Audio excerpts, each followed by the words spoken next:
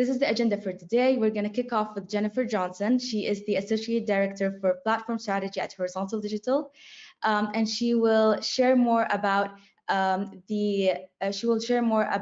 her title talk is Keeping Art at the Center of Your Artificial Intelligence Strategy, and she'll share more about the AI generative and the generative AI and how that actually works, but also why organizations need an AI and a digital content strategy. So over to you, Jennifer. Thank you so much, and I will prepare to share my screen. Can you see it okay? Yep, we can perfectly see it. All right, perfect. Well, when I started this webinar discussion, I read a quote and it said that people were going to be categorized in two ways after using ChatGPT: people who've never used it, and then people who use it every day. And I think I am solidly in the latter category, and a lot of people are, because if you look at the growth of ChatGPT, it accelerated faster than almost any platform out there. And there's a reason for that. Because it's so easy to use, it is so attainable. A lot of people in technology circles, I think, have had exposure to it, and what machine learning and AI means for developers probably isn't all that new. But when it reaches down to content creators like me, and I see the significance, then I think I'm just one of a million. And I think when we're talking about generative AI, we're really talking about using language to be able to generate outputs that are beneficial for almost any use case. I could have, and maybe somebody else did, have ChatGPT create this presentation for me if I wanted it to. But the real implications for the industry are what other people are doing with it as well. So within the Sitecore community, we can talk about its significance, but generative AI overall is going to be a topic that everyone is going to be discussing. But I kind of wanted to approach this with a little bit of skepticism, because as someone who's a little bit older in digital, I've heard a lot of stories like this before. And it wasn't until I got in and used ChatGPT and actually experienced it for myself that I actually felt what I thought was the significance of it.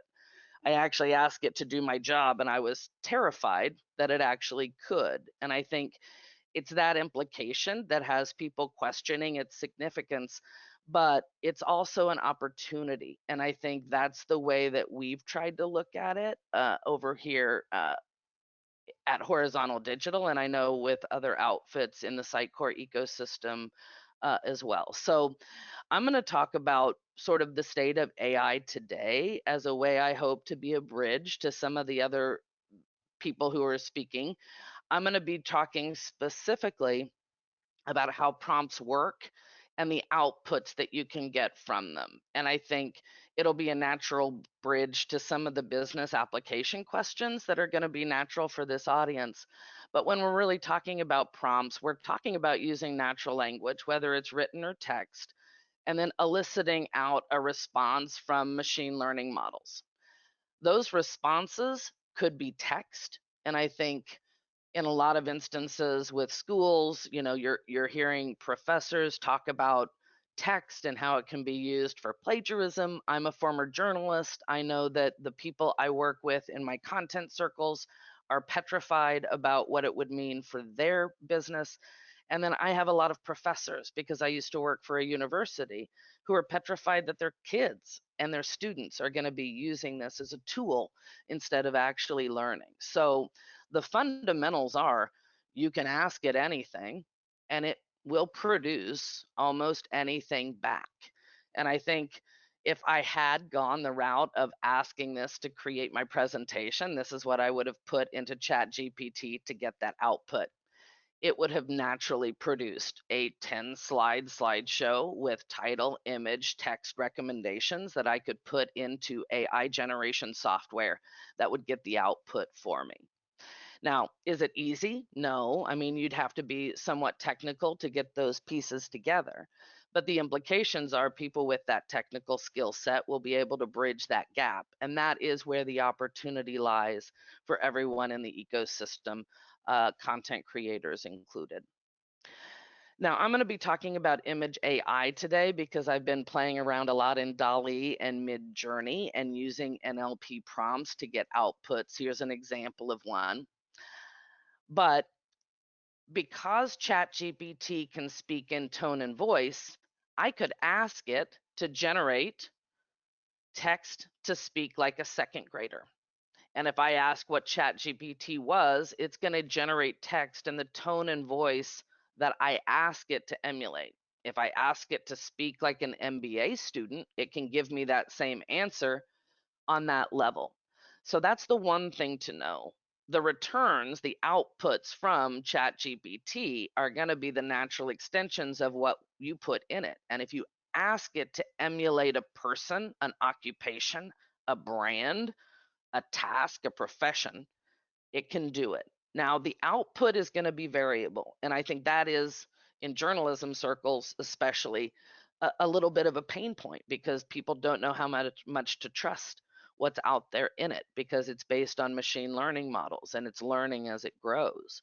But the implications are there, and anyone who's used the tool can see the significance, which is probably why all of you are on the line today.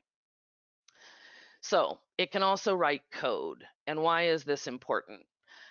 I am a content creator who spent 20 to 30 years in digital building websites and building content in them, but I'm not a developer, but now I am because I can ask ChatGPT to produce HTML, JavaScript, integrated CSS with a Twitter Bootstrap CDN, and it'll give me that output that I can then use to generate code. So am I a developer? Maybe. Am I a content creator and a developer? Definitely. So let's talk about the opportunities with AI. And I kind of wanted to paint a picture. And so I took a simple use case of something that I think was spring, would bridge the divide among everybody across the continent, Gulf and ocean. And I put these two simple prompts in DALL-E. And then I actually built sort of a word a document where an Excel spreadsheet where I played with different formulas and got different effects. And I'm going to walk you through some of the outputs because I think it paints the picture of what you can accomplish. I'm going to go from simple to more sophisticated, and you guys can see as I go through sort of how the pieces are put together. So I put two prompts in DALL-E, and then I applied a style to that, contemporary and cartoon-like. And you can immediately see I'm starting to see some differences in the output. The machines can detect that I'm applying a style to those two prompt words that I put in. Now I can actually apply a genre, which is a sort of a different swim lane of applying effects in AI, pop art and sci-fi art. And I can see, because I forced a perspective on these, I'm getting all the same outputs in sort of the same way, but I'm playing with the photos in a new way. Now I can apply a mood to that same photo. And I have golf balls and in happy mood and in a dream state against the ocean. And you can see how those different effects apply. Now, I wanted to get fun and start mixing and matching the outputs together to show you how just those three simple styles, mood, genre, can be mixed and matched to get different outputs. So I mixed cartoon and pop art. I mixed contemporary and sci-fi art. Then I went through and I made my cartoon happy. I have a typo there, apologies to the Sitecore community, but I'm more apologetic for this golf ball who looks way too happy. Contemporary and dreamy. And then I started to apply some of my mood, genre, and styles together. And you can see already I'm getting different outputs that as a creative person, are inspirational, even if they're not usable. And I think that's going to be the nature of AI debate too. What's usable versus what's an inspiration? What should creators pull from? What should they use? Now I'm going to add some perspective. I'm going to add some location, which would be adding skylines in the background according to location. So I picked some that's common to all of us. And then I'm going to add some colors in to show you what it would look like to add colors in. And then I can add a texture in as well, which is applying this texture to the content. When you get into more advanced use cases around NLP and Midjourney, you can apply a lot more effects together. So you can do this in DALL-E too, but Midjourney is another application, whereas you get more sophisticated, you can dictate size, you can dictate quality, you can dictate what software engines are used to render the images. As I go through this, I kind of used golf as the inspiration, although this looks more like an egg. And then I can just kind of show you the creative opportunities that exist with AI imagery as a whole. So that's sort of a segue into the Sitecore part of this, because I think there's the opportunity here, and then there's just the general statement that when you take your creativity to the cloud, it introduces opportunities. And I'm a Content Hub administrator, I'm a content person, so you know, I like low code software that helps me do my job faster. I use Content Hub, but this is where the opportunity space enters into Sitecore, because once I have these AI images generated, are they royalty free or not? I think that's a legal judgment that'll be out there for a while, but for all practical purposes now, you can use these images in different ways. You can put them in Content Hub in different ways, and you can resize the images and present them outward in different experiences in different ways. You can also, with image layering in Content Hub, use the assets to build assets that are displayable for different use cases. So I pulled just an image overlay here with a couple of AI images I generated out to show you how that would work. Mainly, it's just taking your creative, putting it in the cloud, putting the pieces together so that you can present compelling digital experiences for the people who are consuming the content.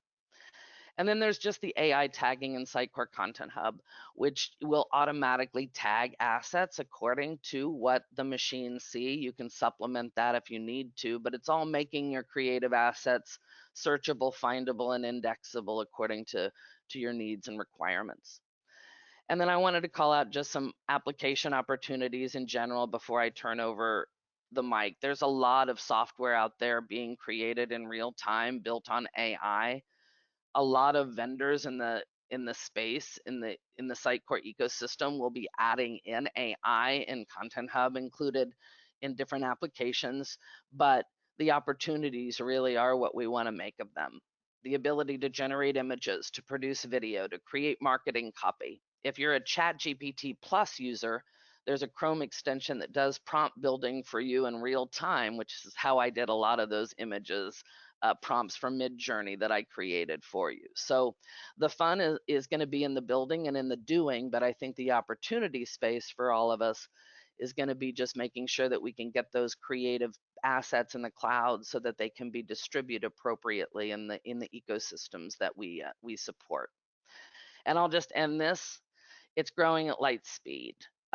This is that extension I talked to you about built in with ChatGPT Plus, which allows you to generate prompts for a lot of the use cases people need to cover. So prompt construction as a service is going to be something that we're going to be hearing about a lot, but I think ChatGPT and self-service is going to be some immediate low-lying fruit in addition to some of the creative things that I showed you today. So with that, I'm going to turn it over to the next speaker. Hopefully I didn't take too much time. Maybe you should just take it over, Wafa. You might have more success. Yep. Thank you so much, Jennifer, for the amazing talk. And thank you for the overview on how different OpenAI applications and the opportunities for businesses there.